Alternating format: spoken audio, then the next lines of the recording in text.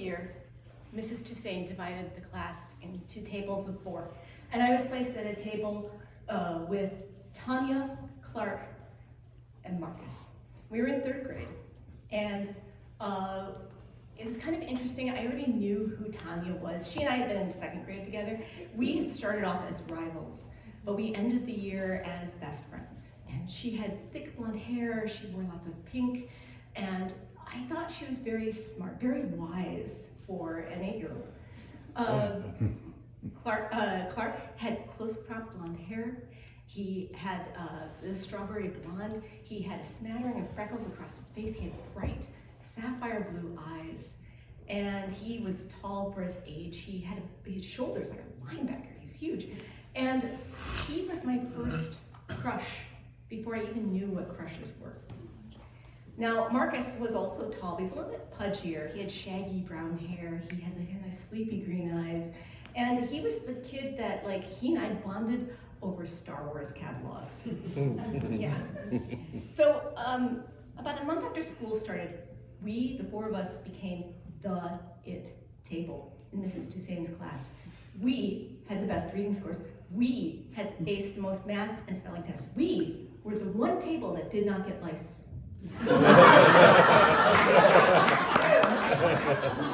And we had the most amazing conversations for 8-year-olds. I walked in one day and I said to them, "Hey, did you guys see Scooby-Doo last night?" "No, I haven't." And I was like, "Well, the Mystery Machine went to this farm that was being haunted by a scarecrow ghost. And the scarecrow ghost chased Scooby and Shaggy around, but Fred, Veronica, and Velma, they trapped it. And it wasn't a ghost at all. Mr. Freely, a neighboring land developer, bought the farm." And friends were like, "Whoa, wow." And we talked about this story until Mrs. Toussaint started class.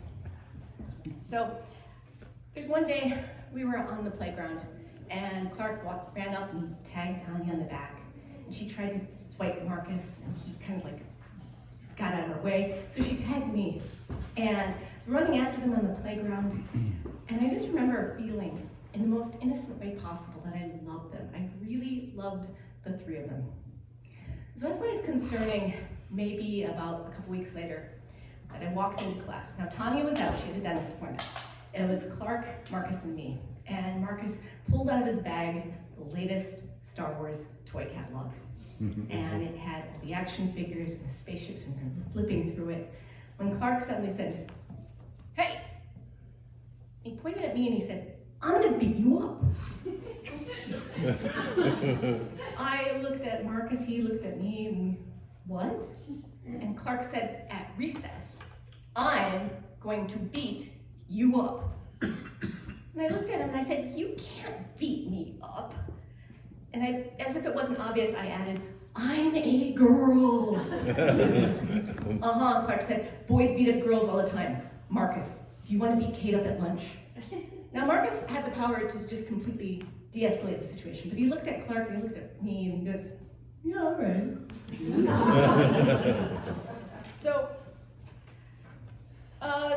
So there's 2 things that you need to know about me. The first is that my family, we moved a lot. My dad used to work for he's a crisis manager for what's now a defunct retail store. And but when we were in Mrs. Toussaint's class, it was the first time, I think it was a year, that we had stayed in one school for the first time in my life. And so Clark, Marcus, and Tanya were my oldest friends. Now, the second thing you need to know about me is I'm an only child. And for me, my childhood was quiet and calm. My mother used to say that she could put down art supplies and I'd be busy all day. And if you know me, not much has changed except for maybe wine and Netflix are in the mix now. But what I didn't understand, and I probably never will, is that when you have siblings, teasing, wrestling, bleeding, these are their own love language. And as a little kid, the only violence that I experienced was I crossed the street when I wasn't supposed to, and I got spanked. So a friend, somebody I loved, threatening to beat me up, scared me. So I was hoping, and I was trying to figure out how to handle this, because I was sitting in class, and we were listening to Mrs. Toussaint. I'm like, what am I gonna do?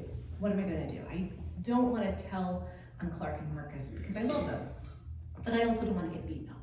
So I was thinking maybe Clark will forget about it. Maybe it'll blow over.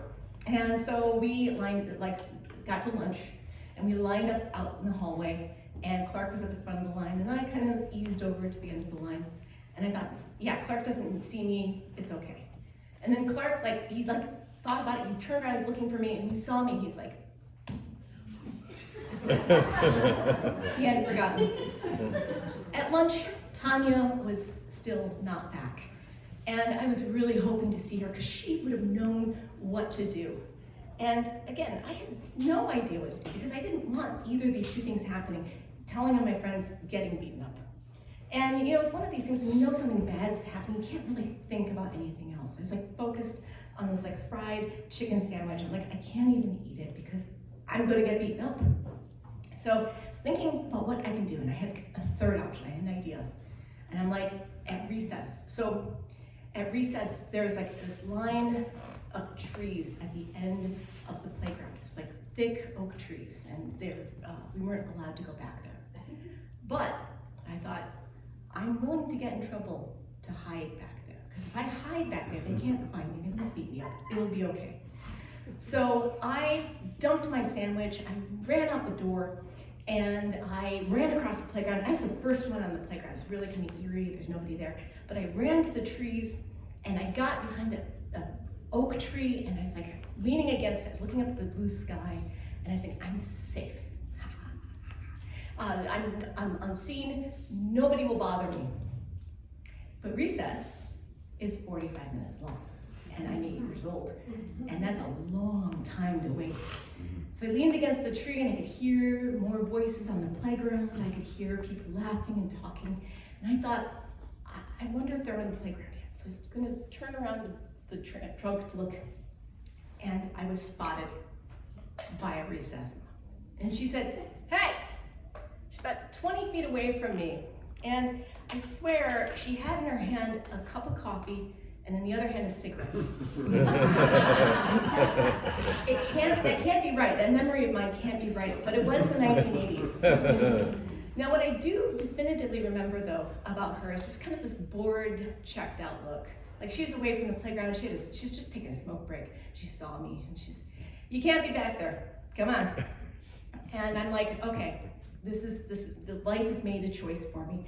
I'm gonna have to go and tell on Clark and Marcus. So I turned from the tree and I said, Clark and Marcus are gonna beat me up. And she said, yeah, okay, you still can't be back there. I thought maybe she hadn't heard me, so I clarified. I'm going to get beaten up. And she said to me, she's I don't care who's getting beaten up. You can't be back there, rules are rules, come on. So there's part of me as an adult in telling the story. I want to joke. I want to say, was there a third grade fight club that I didn't know about? But I got to tell you that when I was writing this story out, my stomach still drops thinking about this lady. There's no empathy in her face. She's not really listening. She's just, come on, rules are rules.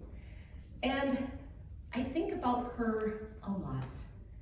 And it's a terrible thing when you're a child and you tell an adult something and they just don't listen. They don't follow you. They're not going to help you.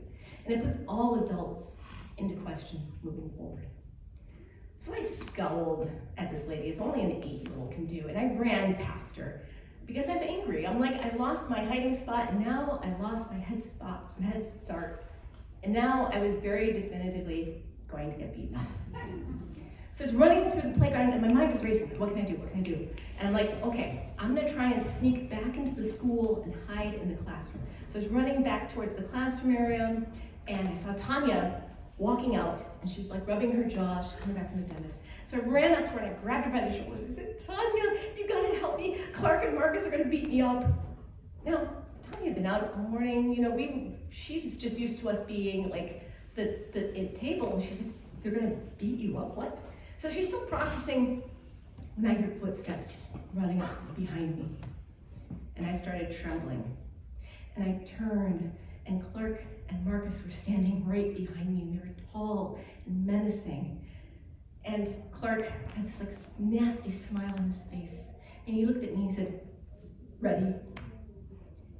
And I didn't know what to do. I was out of options. And so I started to cry. Now, surprisingly enough, I think this saved me.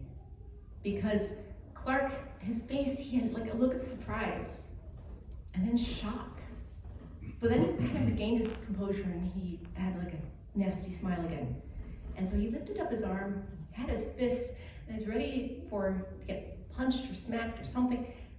And when his hand landed, it was on my shoulder. "Tag," he said, "you're it." And he ran.